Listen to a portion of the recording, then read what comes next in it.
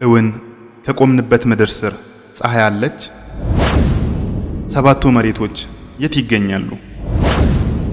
በአንደኛው መሬት እኛ የምንኖር ከሆነ በስድስቱ መሬቶች ማን ይኖርባቸዋል? እውን በታችኛዎቹ መሬቶች የሚኖሩ ፍጥረታት ነቢያቶች አሏቸው?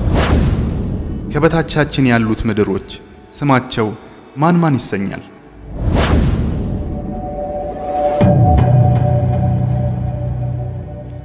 ረሱል ሰለላሁ ዐለይሂ ወሰለም በተቡክ ዘመቻ ላይ ሳሉ አንድ ረዘም ያለ ሰው ብቅ አለ። ወደ ረሱልም ሰለላሁ ዐለይሂ ወሰለም ጠጋ ብሎ የፈረሳቸውን ልጓም በመያዝ ሙሐመድ ብሎ ተጣራ። እሳቸውም አቤት አሉት። ሰውየውም አንድ ጥያቄ ልጠይቅህ እፈልጋለሁ። ይህን ጥያቄ በዚህች ምድር አንድ ወይም ሁለት ሰው ብቻ ነው የሚያውቀው አላቸው። እሳቸውም ስለፈለከው ጉዳይ ጠይቀኝ አሉት። እሱም በበትሩ ወደ መሬት እየጠቆመ ሙሐመድ ሆይ ከዚህች በታች ምን አለ አላቸው። እሳቸውም ፍጥረታት አሉት። እሱም ከፍጥረታቱ ታች ምን አለ አላቸው። እሳቸውም ምድር አሉት።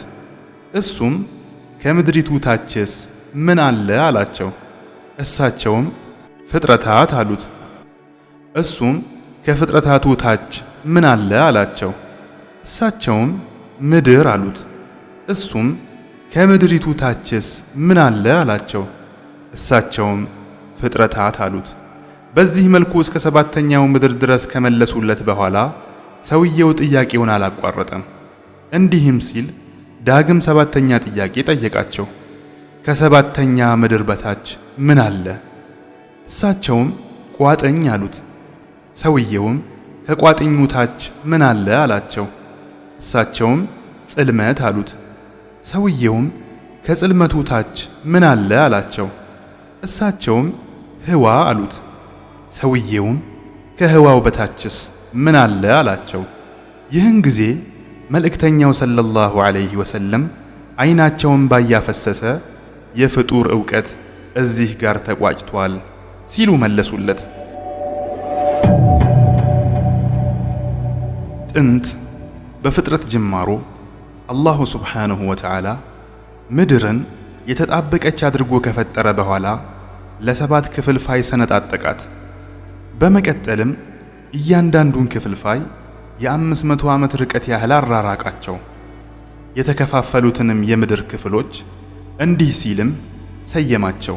የላይኛውን የምድር ክፍል አጠቃላይ የምድር ስያሜ በተሰየመበት አርድ ወይም ምድር ብሎ ሰየመ። ሁለተኛዋንም አዲማ አለ። ሶስተኛዋን ምድርም ተቂላ አለ። አራተኛዋን ምድርም በጢሓ አለ። አምስተኛዋን ምድርም ሒና አለ። ስድስተኛዋን ምድርም ማሲካ አለ።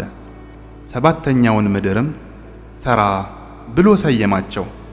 እኚህ ከበታቻችን ያሉት መሬቶች ስሞቻቸው ሲሆን መገለጫዎቻቸውም እንደሚከተለው ይሆናል። ሁለተኛዋ ምድር አዲማ ትሰኛለች።